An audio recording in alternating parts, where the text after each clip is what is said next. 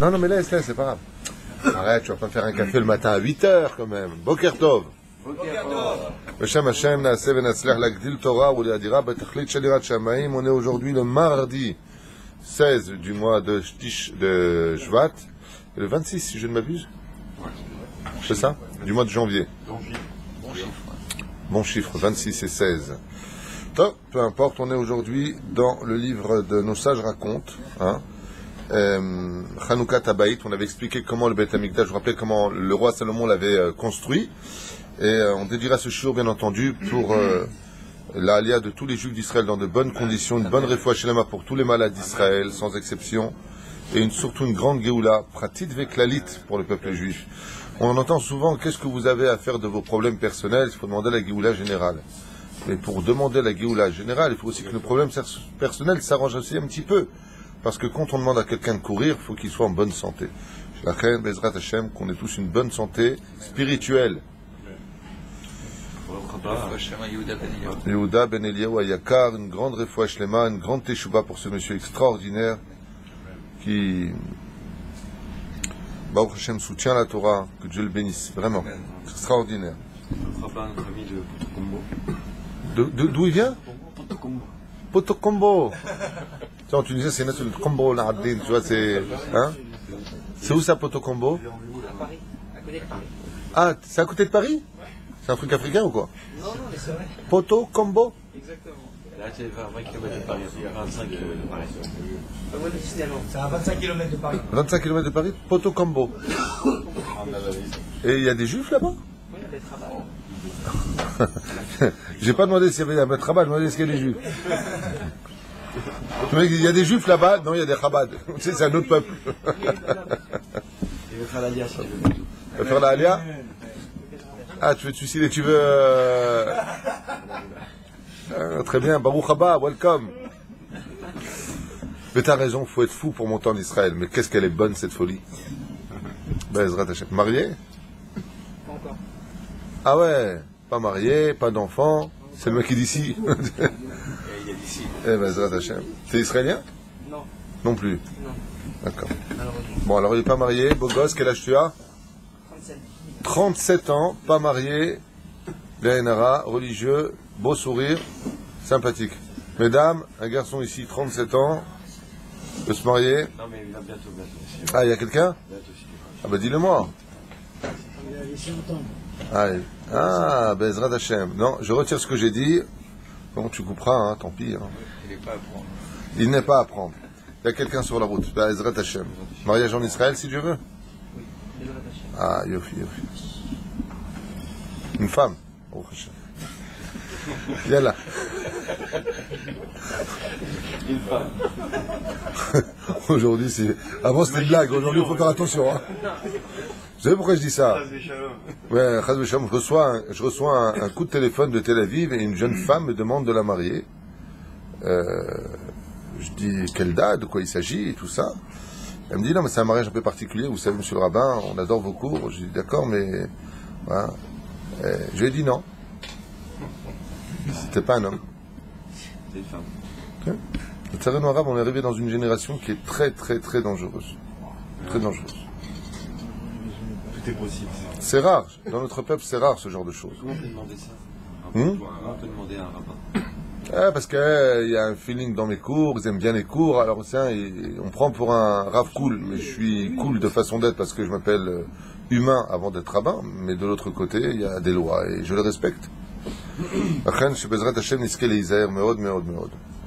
Et surtout qu'on arrête ce fléau dont je parle de plus en plus, il y a une catastrophe au niveau des divorces comme on n'a jamais vu. C'est un virus, je ne sais plus ce que c'est d'ailleurs. Les gens qui rentrent chez eux, hommes comme femmes, et qui annoncent à leur conjoint, je t'aime plus. Le mec qui m'arrive pendant 30 ans, 20 ans, 40 ans, il rentre, je t'aime plus. Et alors qu'est-ce qu'on fait? Moi je te quitte. Je sais pas où on vit, mais Shem Yishma Virahem. Binyan Bet Amikdash Ushlema, surtout que le Bet Amikdash dépend du mariage des juifs. Quand un juif se marie, il faut savoir qu'il reconstruit le temple. Vous savez ça? Et Aline, Mazel, tu as reconstruit le temple. Bechodesh Cheshvan, c'est au mois de Cheshvan que le temple fut fini par le roi Salomon. Donc ça ferait dans le mois de octobre-novembre à peu près. Non, non, septembre, octobre plutôt. אולם חנוכת הבית נערכה רק בחודש תשרי, שאחר כך, ב-12 חודש, עמד בית המקדש נעול. Mais le temple, en réalité, il a été fini au mois de Tishré, mais seulement, il est resté pendant 12 mois fermé. Il était fini, avant il était fermé. Mais כיוון שהשם רצה לחנכו דווקא בירח האיתנים, הוא חודש תשרי.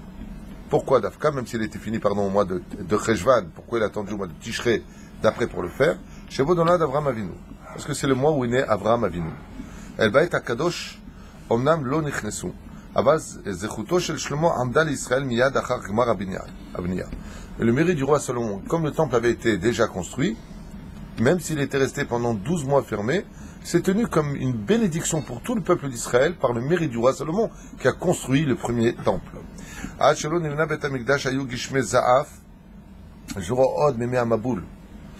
Et il faut savoir une chose, c'est que même si Hachem, depuis l'époque de Noé, écoutez bien un petit peu ce qui se passe, avait envoyé le Maboul dans le monde, c'est-à-dire le déluge dans le monde, et qu'il avait promis de ne plus jamais envahir le monde par l'eau, il n'en était pas moins que quand les pluies tombaient sur les régions, non pas sur toute la terre, elles descendaient comme un déluge.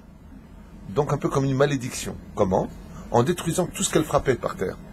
Mais depuis l'époque du roi Salomon, à partir du moment où il a construit le temple, les pluies sont descendues sur terre telles que nous on les connaît aujourd'hui. Elles sont devenues une bénédiction grâce au roi Salomon. Je répète, jusqu'à ce que ce premier temple fût construit, c'était pas des pluies sympathiques qui tombaient sur terre. Et lama, qui restait comme de l'époque du déluge. Et il descendait tous les premiers du mois de Cheshvan, pendant 40 jours, il y avait de la pluie qui tombait. Et pourquoi tout cela? Parce que comme le Yetzer Hara de cette époque était extrêmement fort, depuis le déluge jusqu'à la construction du roi Salomon, sur terre, pendant 40 jours, du premier du mois de Cheshvan jusqu'à 40 jours plus loin, la pluie ne cessait de tomber et de détruire les régions. Comme une espèce de mise en garde du Créateur à cause de la Avodah Zara, du meurtre, du mensonge et de tout ce qui va avec. La reine, 40 jours durant. Quand est-ce que tout cela a cessé? Dès que le roi Salomon a fini le Beit Hamikdash, Akadosh Baruch Hu a arrêté ce minhag, cette tradition de faire descendre des cieux, comme une espèce de mise en garde pour les nations du monde, de respecter les 7 lois noachides, et donc les gens, quelque part, avaient un dévoilement divin. Puisque si tous les ans, pendant 40 jours, tombaient des pluies diluviennes sur le sol où habitaient les gens, c'est que quand même, le Créateur du monde se montrait un tant soit peu. Et pourquoi il se montrait plus qu'aujourd'hui on ne le verrait? Pour la simple et bonne raison, c'est que le Yetzer Hara était si grand à cette époque qu'il fallait quand même un espèce de signe venu des cieux pour montrer, nous, faites attention, n'oubliez pas le déluge. Donc il y avait ce signe, vous savez ça? Il y avait ce signe comme ça qui descendait du ciel, pendant 40 jours et 40 nuits, pour bien montrer que le déluge a bien eu lieu, faites attention à votre débauche morale. Voilà. חנוכת בית המקדש נערכה ברוב עם, בפאר ועדר רוב, בשיעור בשבח, לבורא עולם אשר הסכים להשכין שכינתו בין בניו המייחלים לשמו. Et voilà que tout le peuple d'Israël s'était réuni, même les représentants des nations du monde s'étaient réunis pour voir la splendeur du Beit Hamikdash et honorer le Créateur qui allait accepter de vivre parmi les enfants d'Israël dans le Kodesh HaKodashim, j'ai appelé l'Arche d'Alliance, qui avait été faite en son nom.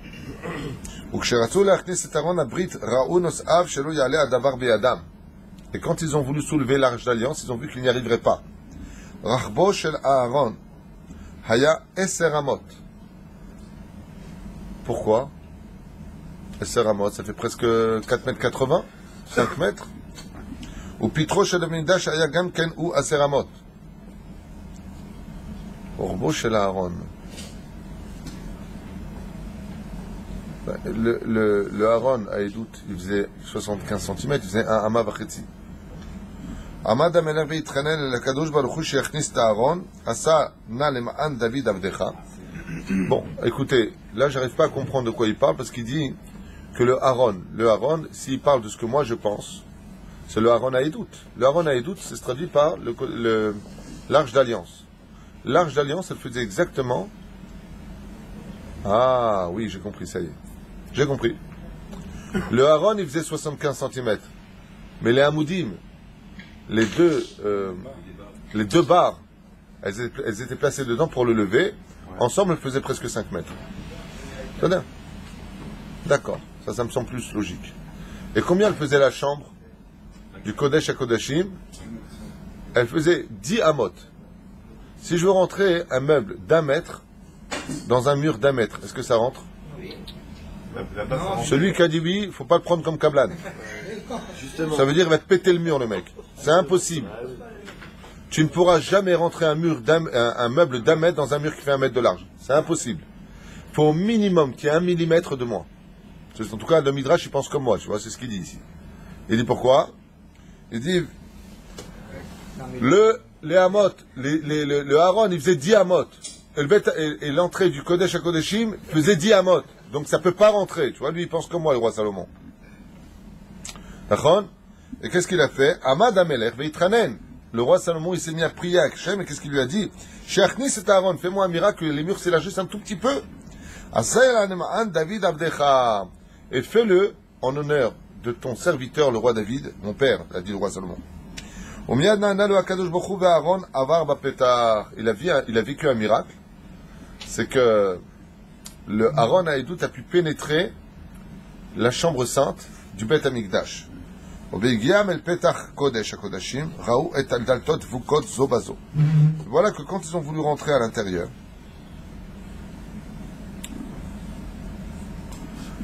d'accord. Dans le Kodesh HaKodashim, les portes qui menaient au Kodesh HaKodashim, là encore j'ai un problème. Pourquoi j'ai un problème? Parce qu'il n'y avait pas de porte. Peut-être à l'extérieur. D'accord, parce que le Kodesh HaKodashim n'était pas fermé par une porte. Il était, voilà, c'était une parochette, c'était un rideau pourpre, si je ne m'abuse, avec deux pigeons de chaque côté, deux colombes. Alors de quoi il parle? Apparemment, il parle des portes extérieures qui menaient au Kodesh HaKodashim, ça oui, il y en avait.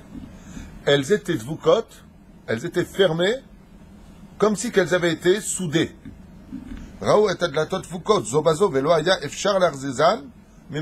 Il était impossible de les ouvrir.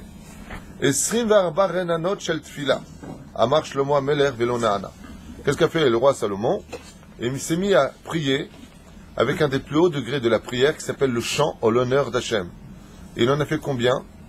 Ça s'appelle les renanot. En arabe, renni, rina, ça veut dire chant. C'est un des plus hauts degrés qu'on puisse atteindre. C'est pour ça qu'il faut toujours chanter sa prière devant Hachem. Les Te'amim, on avait vu ensemble, correspondent au monde de la Hatzilut. Le Kisei HaKavod se trouve au monde de la Hatzilut. Donc quand tu viens pour parler à Hachem, mets toujours une espèce de ton mélodieux dans ta gorge. Parle avec Hachem en chantant. Sinon, c'est lui qui va te faire chanter. La reine Amar Shlomo HaMelech, 24 renanot. Il était persuadé que Bezrat Hachem, avec cela, les portes du temple s'ouvraient. Le Shum Davar Lokara. Il ne s'est rien passé. Vaikra Melech El Sha'arim Vayomar. Seu Sha'arim Rashechem Vayavom Melech HaKavod. Puisqu'il a vu ça, il a parlé aux portes. Ça y est, on en a chopé un. T'entends? Pour taquinter. Potocombo, pardon. Il parle aux portes là aussi. Le roi Salomon s'est mis à parler avec les portes. Ça veut dire quoi? Ça y est, tu vois quelqu'un de super intelligent qui parle avec des portes. Qu'est-ce que tu lui dis? Appelez la police, on en tient. On parle au mur. D'accord? Vous parlez au mur, c'est vrai, les juifs. Mais qui a des problèmes, il va parler devant un mur. Intéressant. Alors, ça veut dire quoi? Il a parlé aux portes. Vous avez, avec l'habitude de mes cours, compris de quoi il s'agit. Les portes, ça bouge pas une porte. Oui. Alors c'est quoi? Comment tu peux parler avec une porte?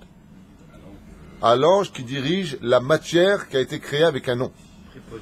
C'est-à-dire, si ça, ce verre en plastique, ou ce verre dans ma main, ou mon stylo, ou ma montre, ou ce micro, ce standard, tout ce qui porte un nom a automatiquement une âme. Et cette âme s'appelle l'ange qui dirige la matière, la molécule qui la tient scindée. Donc, quand le roi Salomon parle aux portes, ça veut dire que c'est adressé à l'ange qui dirige ces deux portes. C'est-à-dire, voilà ce que ça veut dire. Sinon, si c'est pas ça sa kavana, il faut l'arrêter tout de suite. C'est où Sharim Rashechem? Allez, Veuillez maintenant vous pousser en l'honneur de qui? Du roi des rois. V'yavo melech hakavod, et vient Akadosh Baruch Hu. Mise melech hakavod, qui est donc ce roi dont je vous parle? Shalou Hasharim. Qui a dit ça? L'ange des deux portes. Il a dit de quel roi tu parles? Analahem Shom Melech, Hashem Izuz Vegibor. Le puissant et grand roi d'Israël. Shalou Neftechu Shaharim Amar Lushu Amelech. C'est où Shaharim Hashechem? Et qu'est-ce qu'elles ont dit les portes? Rien. Elles ne se sont pas ouvertes. Waouh. Neftechu Hasharim Amar. Regarde. Shalou Neftechu Hasharim, elles ne sont pas ouvertes. Amar Shuva Melech. Alors il a continué le Teilim. C'est où Shaharim Hashechem et la soupitré en l'âme, et vos Melech Hakavod. Il a continué le verset en disant, maintenant, allez-y, poussez-vous les portes. Venez soupitré au l'âme. Et maintenant, venez ouvrir les portes du monde. Pourquoi? Car vient le roi des rois. Mi Uzeh Melech HaKavod. Oh, pas, ils ont mis de qui le roi tu parles? Shalou Hasharim Vashenit. Hashem Tsevaot ou Melech HaKavod, c'est là. On parle du roi des rois, on parle d'Akadosh Baruch Hu. Ana Shlomo Badaim Lo Niftechu Adatot. L'ange des deux portes, en l'honneur de Dieu, il n'a pas voulu ouvrir. Oh. Ce blata cet ange alors. זוכרה לחסדי דוד הוסיף המלך והתחנן למניין נפתחו שערים קודש הקודשים לרווחה ואהרון השם נכנסו פנימה ושמחה ובצע עולה. Aïe, aïe, aïe, aïe, aïe, qu'est-ce qu'il a fait? Après avoir prié 24 prières, parlé du roi des rois, demandant l'honneur du peuple juif, il n'a pas arrêté. Il a dit, bon alors, s'il te plaît, en l'honneur du Dieu, du roi David, de mon père, tu peux t'ouvrir? Tout de suite, l'ange, il a ouvert les portes. Alors, il y a deux façons de lire ça. Ou on avance, et on dit, ben c'est super, donc il a dit le roi David, il a ouvert. Ou on a fait l'étude comme il faut, et on pose la question essentielle. Pourquoi l'ange, qui obéit bien entendu au créateur du monde, ne s'est pas ouvert? Pourquoi Dieu lui a interdit à cet ange quelque part de dire, même si c'est pour mon honneur, ne le fais pas? Attends. Plusieurs raisons, et là nous avons Yitzhak Cohen, avec un grand sourire, qui ose me dire plusieurs raisons. Alors on va écouter deux raisons. Non, la première c'est que comme il voulait construire le temple et qu'il ne l'a pas fait, donc c'est un kavod que beaucoup lui a fait. La deuxième, c'est... Attends, je traduis d'abord ce que tu viens de dire, qui est mignon. On peut dire que c'est mignon. Il dit, comme le roi David a voulu construire lui-même le temple et que Dieu l'a empêché de faire, pour les deux raisons qu'on avait citées la dernière fois, ses mains étaient pleines de sang parce qu'il défendait le peuple juif, il avait fait couler du sang des nations du monde, parce qu'il voulait nous attaquer, les Philistins ainsi de suite, les Amalicites. Deuxième explication, parce que si le roi David avait construit, son mérite était si grand qu'il n'aurait jamais été détruit. Donc Dieu a quand même fait honneur pour que l'inauguration du Beth Amikdash se fasse au nom du roi David, d'où l'intention pure du roi David de construire le temple. Belle explication. On va écouter la deuxième. Mais surtout, la principale, c'est pour montrer que le roi David n'avait pas fauté, et que, ou alors que T'as donné la vraie raison, la plus importante, c'est celle-ci, c'est que le roi David étant décédé, la faute de Bathsheba lui avait été reprochée en dernier lieu. Et les gens, ils ont dit, bon, alors le roi David a fauté. Et étant donné que tout le peuple d'Israël s'était réuni, et qu'une espèce de lachon hara était sorti sur le roi David, Hachem a ordonné à l'ange de ne pas ouvrir ses portes. Et qu'est-ce qu'il a fait quand le roi Salomon il a dit, bon alors, en l'honneur du roi David, ouvre-toi, accepte d'ouvrir tes portes pour qu'on puisse prier Hachem. Et dès que le nom du roi David a été prononcé, les portes se sont ouvertes. Le peuple d'Israël sur place a crié une phrase, lequel? Kol haomer David chata eno elatoe. Tout celui qui dira que le roi David a fauté se trompe. Et d'où est-ce qu'ils le savent? Comment Dieu leur a accepté d'ouvrir ses portes en l'honneur du roi David? Non, ça c'est à Yosef Hatzadik avec la mère. Je comprends pas parce que vous aviez dit, sauf de ma part, que le roi David était rentré déjà au Kodesh à Kodashim pour montrer à tout le monde. Non. Ça c'était quand il était à Shiloh. Il était pendant plus de 4 siècles à Shiloh. Mais c'était pour la faute de... Ken Aval. Normalement, Ken. Aval. Vous savez qu'il n'avait pas fauté. Non, alors je vais expliquer une chose. Une personne qui dit qu'il fait tchouva dans les 3 conditions que prescrit le Rambam, au niveau du Pshat, c'est d'arrêter la faute. Donc on aurait pu considérer qu'il a répudié, mais il n'a jamais répudié. Donc les gens sont restés en disant, ok, il a fait tchouva, mais il a gardé la faute en lui. D'accord? C'est comme quelqu'un, il vole le stylo d'un autre. D'accord? Il dit, je te demande pardon de tout mon cœur. Ok, ben prends le stylo maintenant.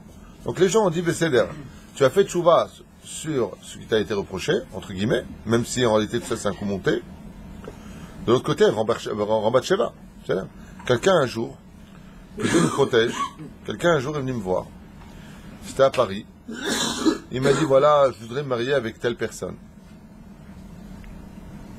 Et je me suis retourné, je n'ai pas dit Mazal Tov, je lui ai rien dit. Il me dit, t'es fâché contre moi, t'as un problème? Je lui ai dit non, mais tu ne dois pas te marier avec cette femme. Alors il m'a dit, pourquoi?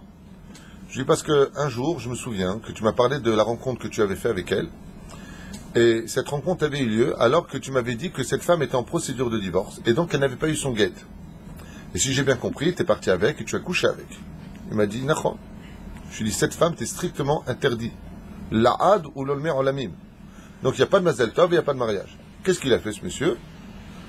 Il ne m'a pas écouté, il est parti se marier à la rabbanoute, sans prescrire bien entendu après la vie de son guet bien sûr.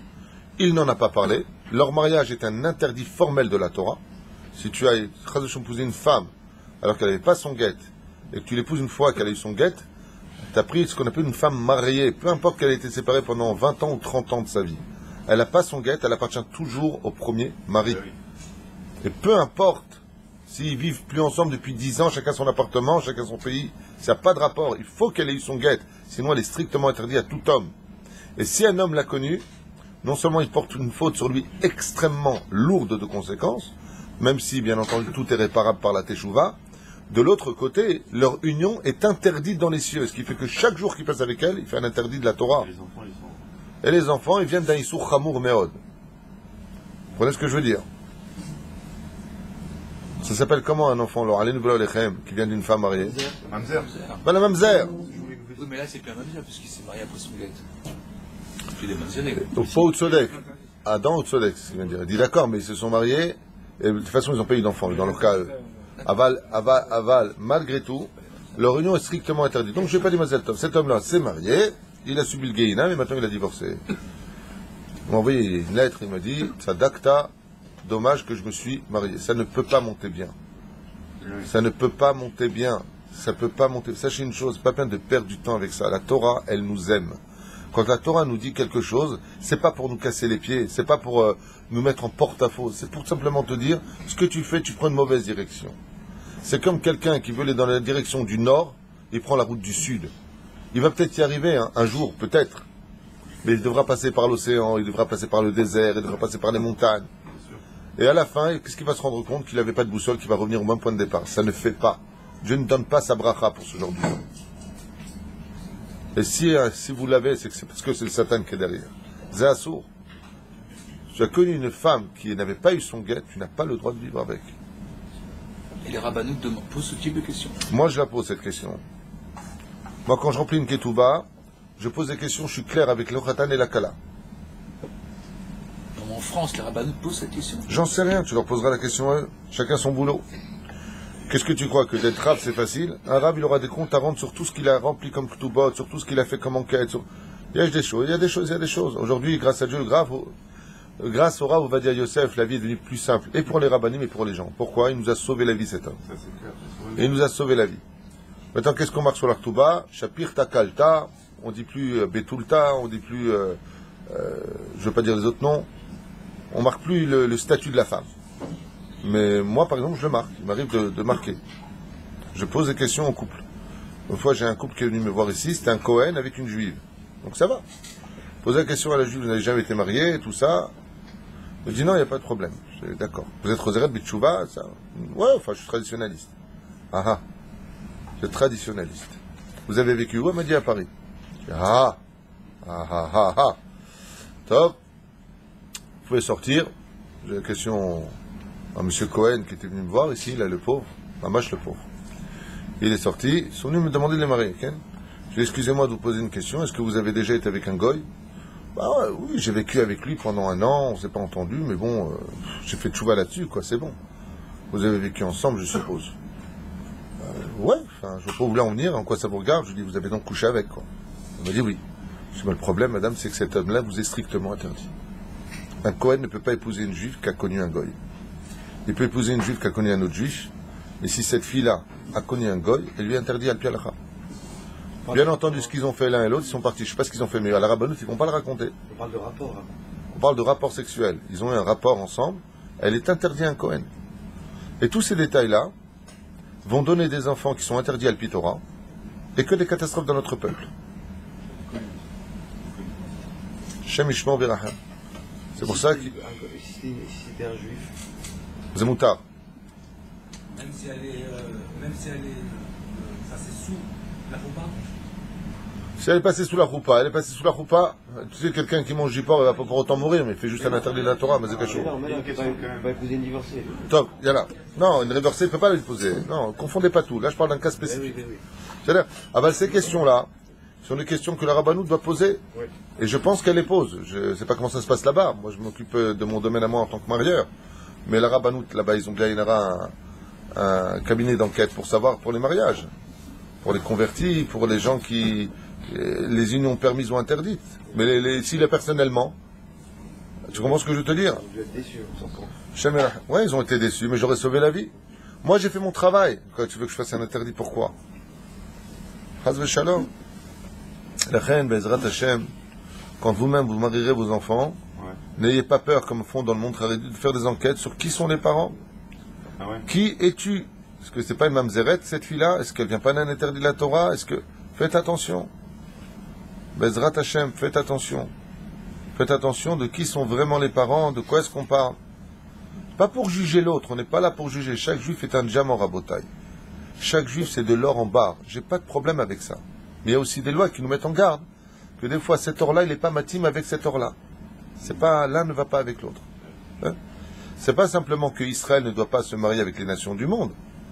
Israël, dans notre propre peuple, on ne peut pas se marier avec n'importe quoi, dans le sens pas n'importe qui, parce que personne n'est n'importe qui. Mais il y a des unions alpitora qui sont interdites. Ah oui. Et même converti, c'est sûr. C'est là. Top. Je referme cette parenthèse, juste pour vous parler du roi David. Et à Kadosh Baruch Hu, comme tu l'as très bien dit, Tzrak Cohen, tu pouvais te permettre de rire. Le roi David a eu le srout de voir les portes s'ouvrir par son nom à lui, et là, le Lachon Hara sur le roi David a cessé, stop, net sur place. Net.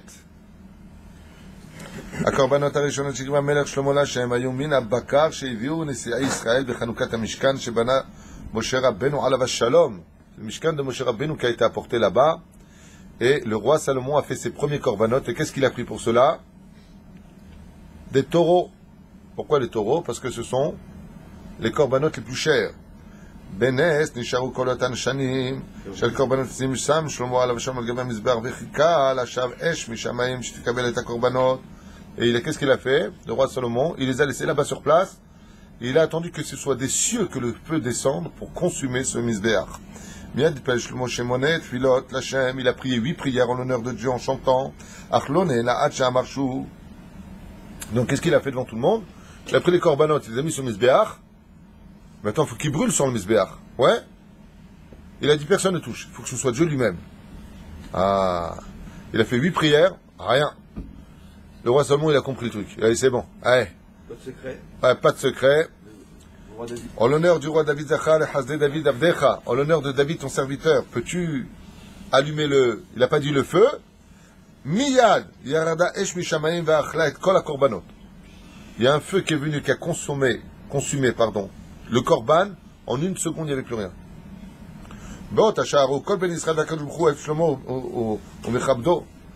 Et le peuple d'Israël a constaté combien Hachem aimait le roi Salomon, et surtout le roi David.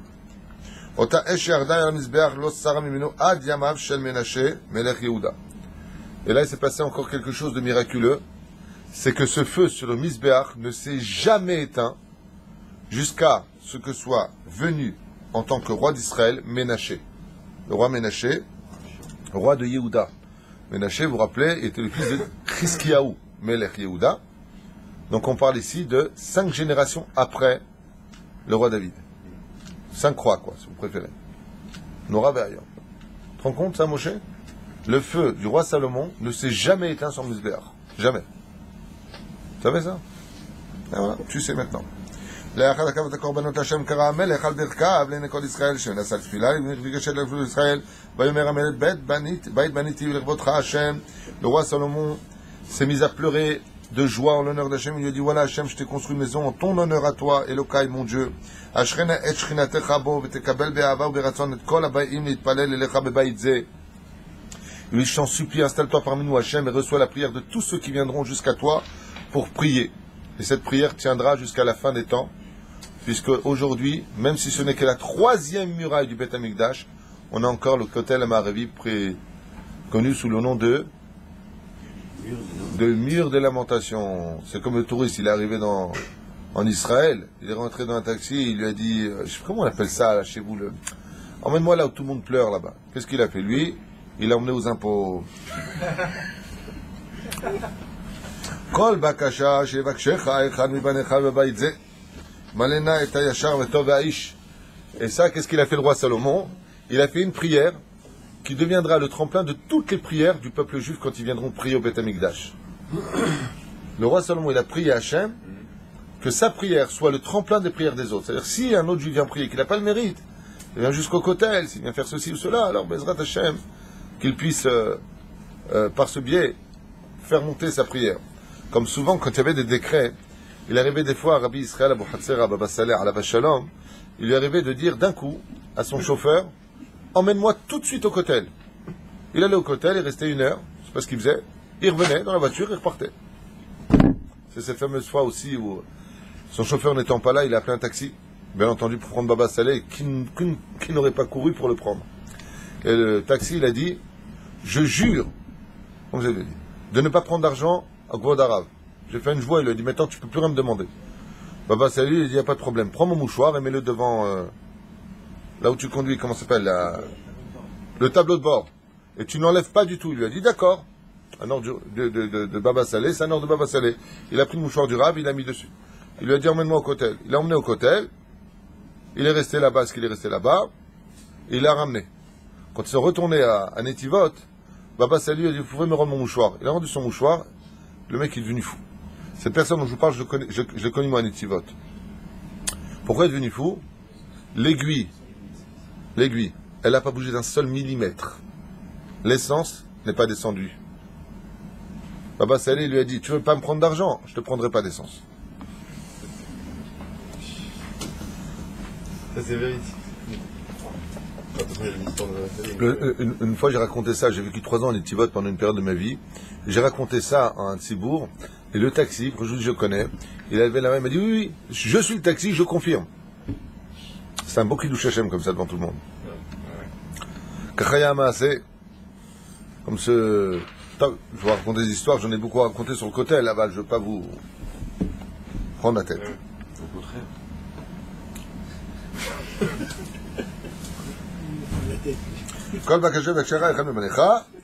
Donc il a demandé que les prières qui soient faites au côté de la Maharavi, Bezrat Hashem, soient acceptées par le Créateur du monde. Ten l'orak, ish chesed, ou le tov, ish tamesh bakesef, imlav, al titeno. Juste demande une chose, a dit le roi Salomon. Si les Juifs viendront pour prier, pour avoir une bonne parnassa au Kotel, et que cet argent servira à les forces du mal, n'accepte pas sa prière. Mais s'il vient te demander de l'aide au Kotel, pour avoir Bezrat Hashem une bonne parnassa, pour te servir mieux, alors accorde-lui sa prière. Il a dit, s'ils viennent parce qu'il y a la guerre, parce qu'ils ont des problèmes, parce qu'il y a la sécheresse, alors écoute leur prière.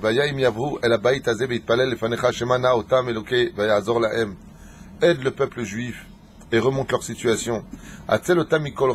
Sauve-les de tout mal.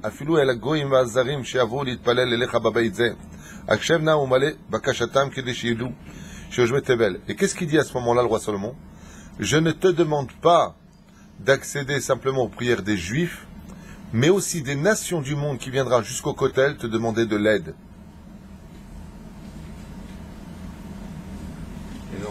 Afilou el agoïm, même quand les nations du monde, a dit le roi Salomon, et les étrangers qui viendront prier devant ce Kotel, devant le Beth Amikdash, Akshevna, écoute aussi leurs prières.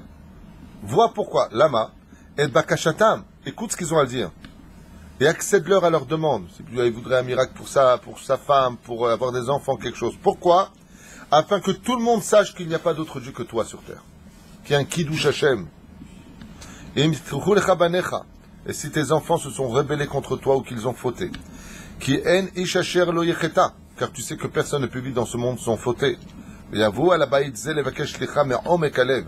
Et qu'ils viennent devant toi te demander ici, dans ce Beth Amikdash, aujourd'hui le Kotel Amaravi, d'un cœur sincère, pardon. Ata Elokai, toi Dieu d'Israël, kabel tivotam uslach lahem, reçois leur teshuva et pardonne-leur. Et si maintenant, à cause de leur mauvaise conduite, s'ils se conduisent comme les non-juifs à cette époque qui vivaient en Israël et cette peuplade prescrite par la Torah, ouais, et que tu en viens de les renvoyer, pour quelle faute on risque d'être renvoyé?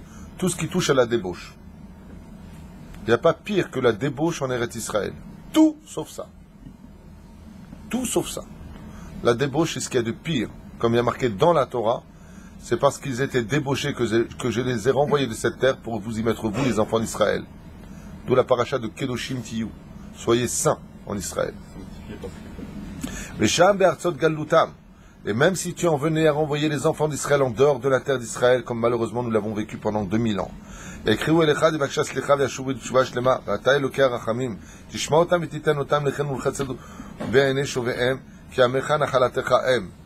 tu verras que dans le cœur de chaque juif, il demandera de revenir sur la terre d'Israël, mets de la douceur dans le cœur des nations du monde pour qu'ils puissent y revenir. Comme tu le fis avec ceux qui sortirent d'Égypte, de la maison de l'esclavage, pour que cette maison que je t'ai construite, a dit le roi Salomon, qu'elle ne soit qu'un culte, d'un lieu, qui ne fasse que du bien au peuple d'Israël. Une fois que le roi Salomon a fini sa prière, il s'est levé de devant le Mizbeach, l'autel,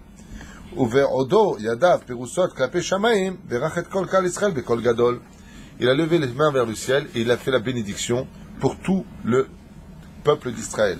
Beko Amar. Et vous voulez savoir ce qu'il a dit? Ça vous intéresse qu'on fait ou c'est dur ou vous voulez qu'on passe à autre chose? C'est une fois dans la vie, après on passe à autre chose. Alors je vous dis quand même ce qu'il a dit pour le peuple juif, le roi Salomon. C'est intéressant de savoir. Beko Amar Amelech, ainsi a dit le roi. Baruch Hashem, béni soit l'Éternel, Asher Natan Menucha l'Amo Israël, qui a donné Menucha paisible, comme on dit Menucha, du repos, si vous préférez, à son peuple. Vekiem Lahem et Kol Asher Eftiar, sérénité.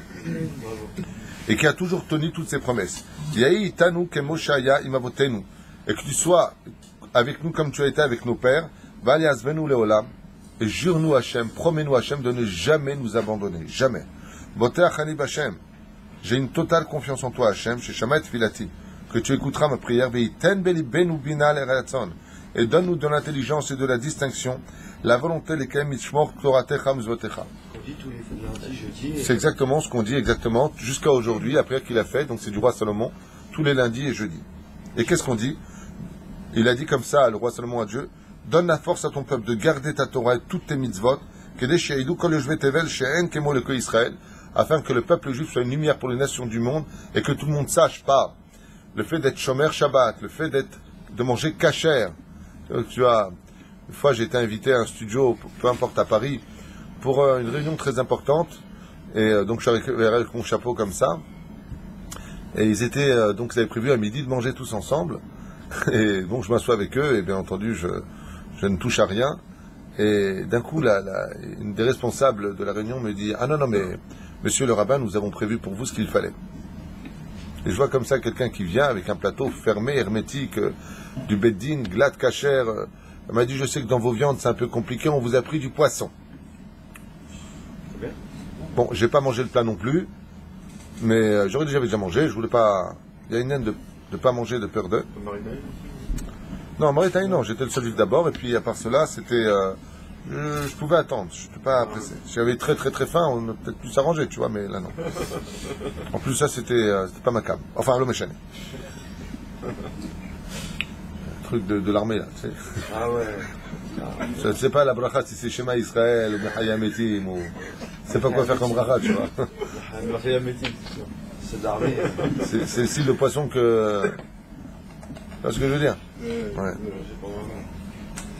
כל העם שמע ביראת כבוד על דבר השם ולאחר שזבחו להשתמם ולאחרים וראו כולם בקול גדול וחגגו את חנוכת המזבח בפר האדר. Ils ont dit, le peuple d'Israël, ils ont dit, et maintenant nous qu'est-ce qu'on doit faire? Toi tu pries pour nous, amen, kol hakavod. Et nous qu'est-ce qu'on doit faire? Et le roi Salomon, premier Breslev de l'histoire, qu'est-ce qu'il a dit? Vous, peuple juif, qu'est-ce que vous devez faire? Être toujours heureux et danser constamment. Soyez toujours smechim. Voilà ce que je vous demande. D'être sameach, heureux. Soyez heureux malgré les épreuves, malgré la situation. Soyez heureux. comment il peut demander une chose pareille? Parce que Akadosh Baruch Hu, il est descendu. Le créateur du monde qui a créé la matière, l'univers, l'espace, le vide, il a accepté de descendre dans une boîte de 75 cm. Dans une joie tellement intense qu'elle a été lumière pour toutes les nations du monde. Le roi Salomon, il dit, regardez Hachem. Lui, il peut tout avoir. Il est tout. Et il est heureux parce qu'il est uniquement avec nous dans une boîte. Et vous, vous êtes juifs. Vous êtes un peuple désiré par Dieu. Alors ne voyez pas parce que votre maison elle est petite, parce que vous n'avez pas assez de parnassa, parce que vous avez trop de ceci ou de cela, parce que votre belle-mère est tout le temps à la maison. Ne voyez pas ça. D'ailleurs, ta fiancée a une belle-mère, sa mère. Ah pardon. Non, parce que quand tu te maries, tu épouses la belle-mère avec, hein, faut savoir. T'es au courant. Ouais, c'est mieux, hein. C'est une Tunisienne. C'est quoi? Une Algérienne, ouais, c'est rien, à la fin c'est pas bon. Algérois.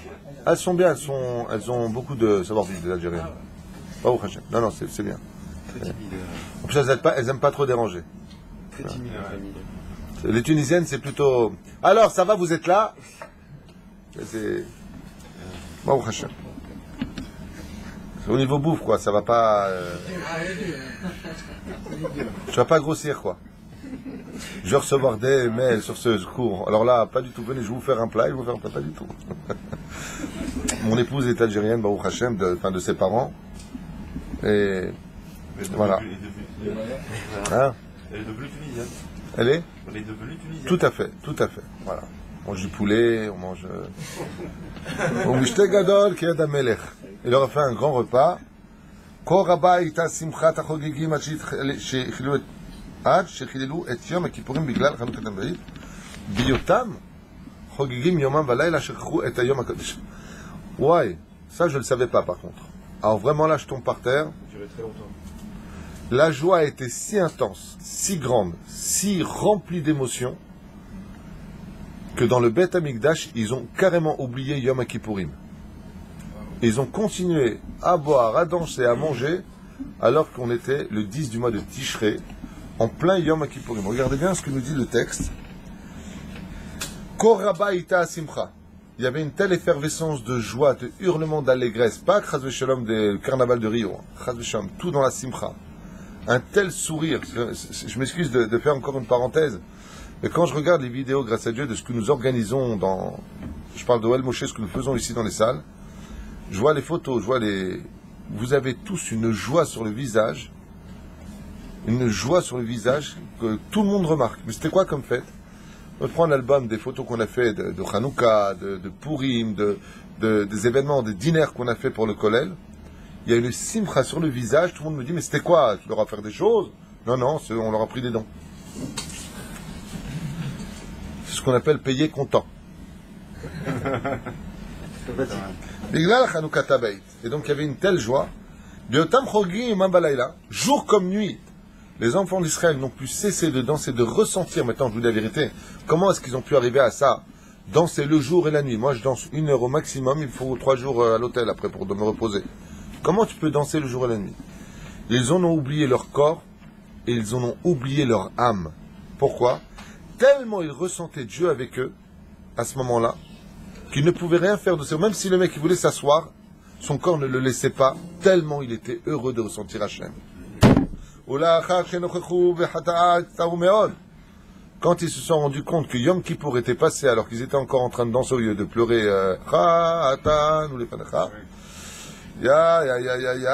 les enfants d'Israël se sont tous arrêtés, ils ont dit on a fait une mitzvah sur le dos d'une Avera, comment on a pu laisser passer un jour qui est Keter, le jour le plus haut de l'année. Il y a une bat-kol qui est sortie des cieux, une voix céleste est sortie et a dit Al titzaru kulchem uzumanim lechayon amaba. Akadosh Baruch Hu, il leur a dit, surtout, ne regrettez pas ce jour-là d'avoir oublié Kippour, car pour m'avoir donné autant de joie de vous voir heureux enfin pour la création du monde que j'ai fait pour vous, mes enfants, vous serez tous le jour de votre mort. À l'époque du Beth Amikdash, le roi Salomon, il leur a dit à Hachem, Kulchem muzumanim lechaye haolam haba. Comme vous avez dansé en mon honneur à moi, pas vous faites des mariages pour vous. Non, tu mets du Barry White, Stevie Wonder. Non, moi je veux pas séparer. Non, je veux pas. alors tu fais les choses pour toi. Mais si tu fais les choses en l'honneur d'Hachem, il a dit Hachem, chacun de vous avait dansé en mon honneur.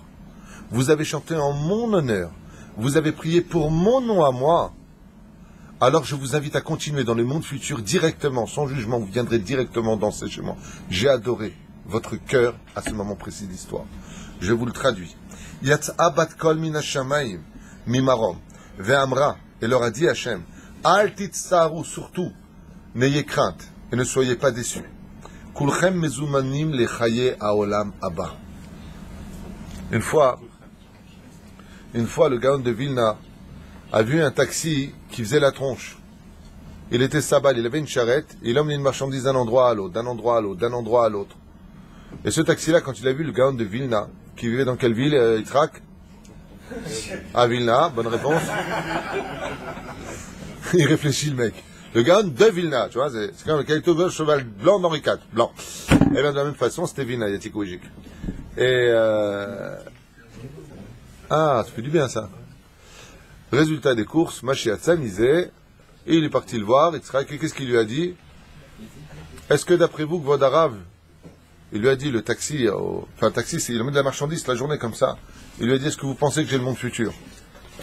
Il lui a dit, raconte-moi comment tu vis ta vie, et je te dirai comment tu as le monde futur, si tu as le monde futur ou pas. Il lui a fait, ma vie. Aïe, aïe, aïe, ma vie.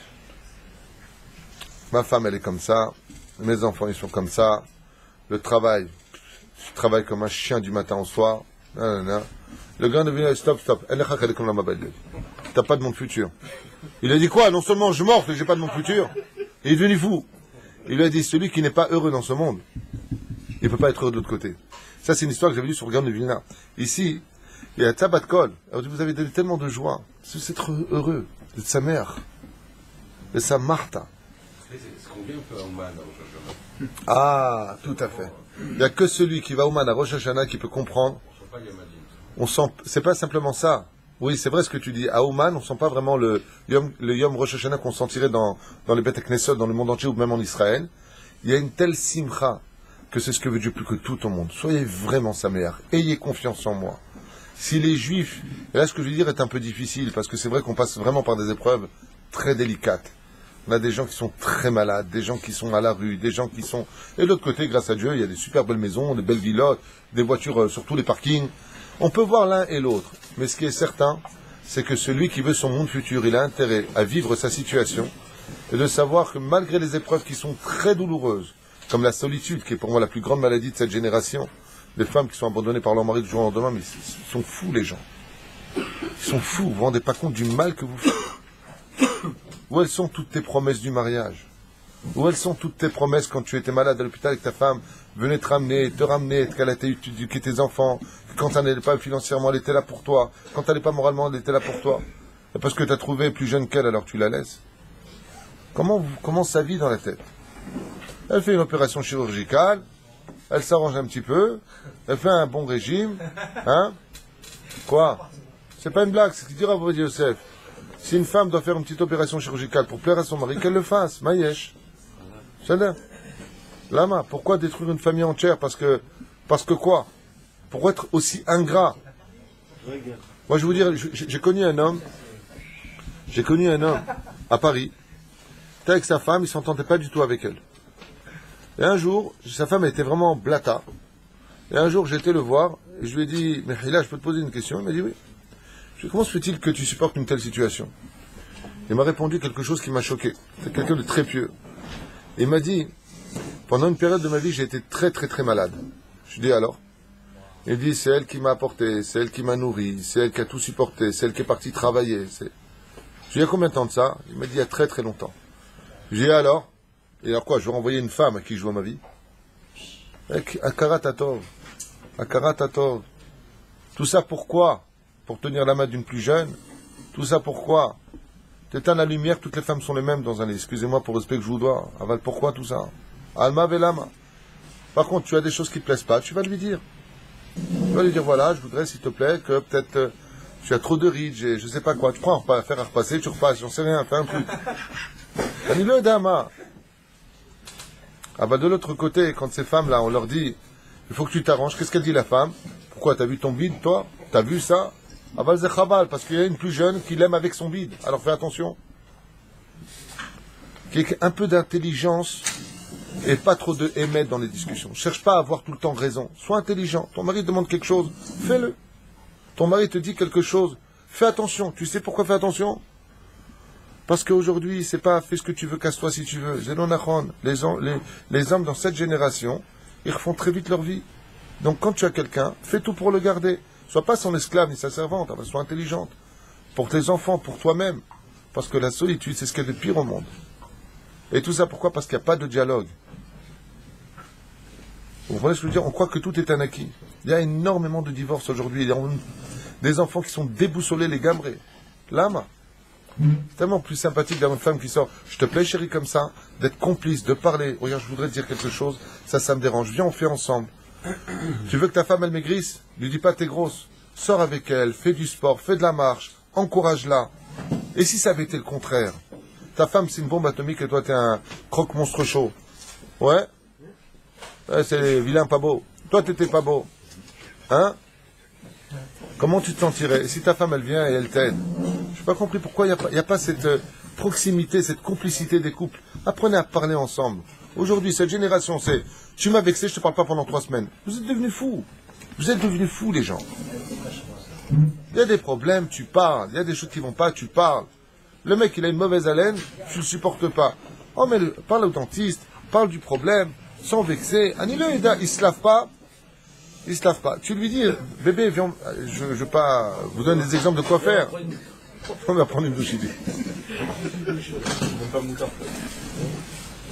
Alors, il y a tellement... La sagesse de nos mamans, elles savaient prendre nos maris.